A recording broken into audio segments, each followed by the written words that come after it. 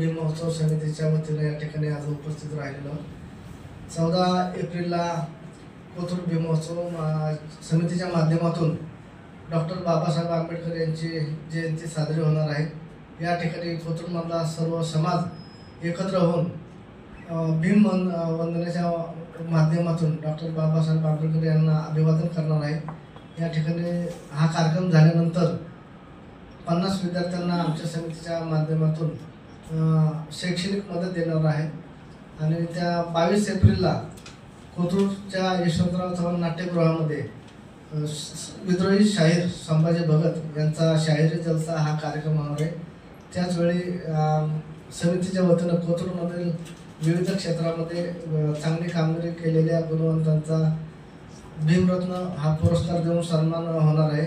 राज्यभरात जे राज्य पातळीवर काम करतात अशा 2 मान्यवरांना कोथरूड भीम महोत्सव समितीच्या माध्यमातून महामानव हा पुरस्कार आम्ही देणार आहोत। या प्रकारचं आयोजन आम्ही हे करत असताना कोथरूडमधले वेगवेगळ्या पक्षाचे संघटनेतले संस्थेचे अनेक प्रमुख पदाधिकारी या समितीच्या माध्यमातून आम्ही एकत्र येऊन भीम उत्सवाच्या माध्यमातून एक वेगळा उपक्रम राबवत आम्ही हे काम करणार आहोत। समितीच्या माध्यमातून कोथरूड मतदारसंघामध्ये असणारे 28 बुद्ध विहार आहेत।